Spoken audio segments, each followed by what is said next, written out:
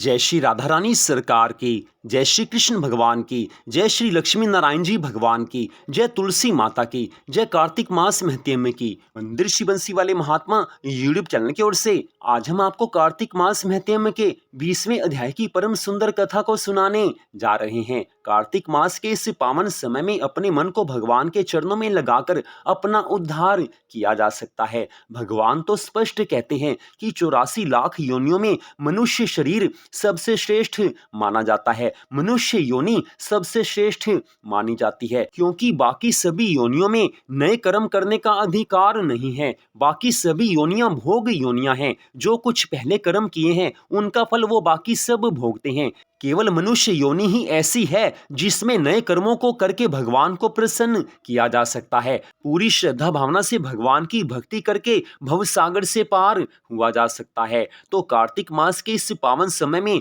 जो मनुष्य पूरी श्रद्धा भावना से भक्ति के सब नियमों का पालन करते हैं, प्रातः स्नान के नियम का पालन करते हैं, भगवान की कथा सुनते हैं, भगवान की पूजा आराधना करते हैं और भगवान के मंगलमय नामों का जाप करते हैं, वे भगवान को अति प्रिय होते हैं। कार्तिक मास की लगभग सभी कथाओं में भक्ति की महिमा का बड़ा सुंदर गुणगान किया गया है। तो कार्तिक मास महत्म के 20वें अध्याय की कथा अब हम आपको सुनाने जा रहे हैं। पिछले अध्याय की कथा में आपने सुना था कि किस प्रकार धनेश्वर ब्राह्मण को यमराज ने कहा है कि अब तुम्हें केवल सभी नरकों के दर्शन कराए जाएंगे क्योंकि कार्तिक मास में भक्ति करने वाले मनुष्यों को तुमने अपने पिछले जन्म में देखा है। इस कारण तुम्हारे सभी पाप नष्ट हो गए हैं। और उसके बाद यमदूत धनेश्वर ब्राह्मण को सभी नरकों का दर्शन कराने के लिए लेकर जाते हैं। अब उससे आगे की कथा आज यमदूत अर्थात प्रेतराज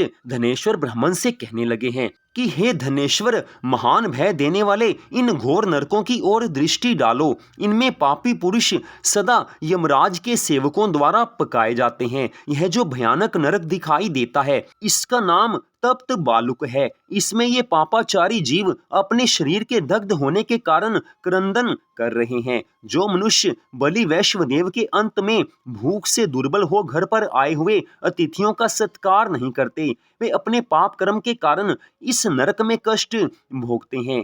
जो गुरु, अग्नि, ब्राह्मण, गौ, देवता तथा मूर्धाभिषिक्त राजाओं को लात मारते हैं, वे ही पापी यहाँ दृष्टिगोचर हो रहे हैं। यहाँ तपी हुई बालू पर चलने के कारण इन सब के पैर जल गए हैं। इस नरक के 6 अवान्तर भेद हैं। नाना प्रकार के पापों के कारण इसमें आना पड़ता है। इसी प्रकार यह दूसरा महान नरक अंधतामिश्र कहलाता है।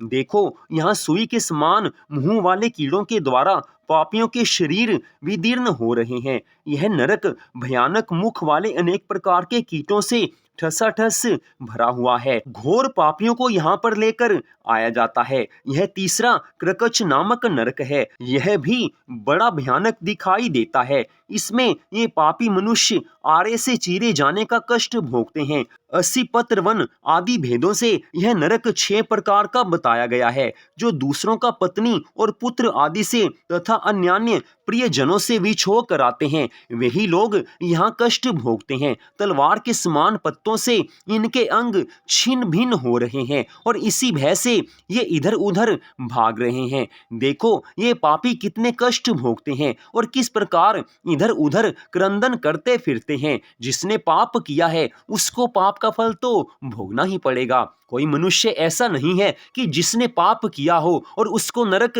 ना मिला हो। पाप के बदले नरक तो मिलना ही है। इसलिए संत और शास्त्र सावधान करते हैं कि जब तक मनुष्य का शरीर है तभी तक धर्म कार्यों में अपने मन को लगा लेना चाहिए। अंतिम सांस के निकलने से पहले मनुष्य धर्म कार्य कर सकता है। जब शरीर का अंत हो जाता है उस समय तो धर्म कार्य नहीं किए जा सकते। लेकिन मनुष्य ये भूल जाता है कि मैंने भगवान को प्राप्त करना है, मुझे भी अपने कर्मों का फल भोगना है। मैंने पाप किए हैं तो उसकी सजा मुझको मिलेगी ही मिलेगी। ये मनुष्य भूल जाता है, इसी कारण वो पाप कर्म करता है और फिर उस पाप कर्म की भयंकर सजा भी वो पाता है। प्रेत राज आगे धनेश्वर ब्राह्मण से कहने लगे हैं कि ये चौथा नरक तो और भी भयानक है, इसका नाम अर्गला है। देखो, यमराज के दूत नाना प्रकार के पाशों से बांधकर इन पापियों को मुदगर आदि से पीट रहे हैं और ये जोर जोर से चीख रहे हैं। जो साधु पुरुषों और ब्राह्मण आदि को गला पकड़कर या किसी और उपाय से कहीं आने जाने से रोकते हैं, वे पापी यमराज के सेवकों द्वारा यहाँ यातना में डाले जाते हैं। वध और भेदन आदि के द्वारा इस नरक के भी 6 भेद हैं। अब 5वें नरक पर दृष्टिपात करो, इसका नाम कूटशाल्मली है। यहाँ जो सेमल आदि के वृक्ष खड़े हुए हैं, ये सभी जलते हुए अंगारे के समान हैं। इसमें पापियों को यातनाएं दी जाती हैं। पराई स्त्री और पराये धन का अपहरण करने वाले तथा दूसरों से द्रोह करने वाले पापी सदा ही यहाँ कष्ट भोगते हैं। यह 6ठा नरक और भी अद्भुत है। इसे रक्तपूय कहते हैं। इसमें रक्त और पीप भरा रहता है। इसकी ओर देखो तो सही, इसमें कितने ही पापी मनुष्य नीचे मुंह करके लटकाए गए हैं और भयानक कष्ट भोग रहे हैं। ये सब अभक्ष भक्षण और निंदा करने वाले तथा चुगली खाने वाले हैं। कोई डूब रहे हैं, कोई मारे जा रहे हैं। ये सब के सब डरावनी आवाज के साथ चीख और चिल्ला रहे हैं। इस नरक के भी विगंध आदि 6 भेद हैं। हे धनेश्वर, अब इधर दृष्टि डालो।